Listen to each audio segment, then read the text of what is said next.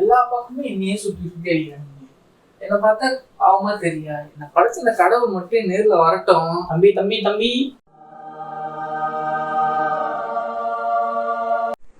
நீங்கள் யாரை திட்டிக் கொண்டிருக்கிறீர்கள்?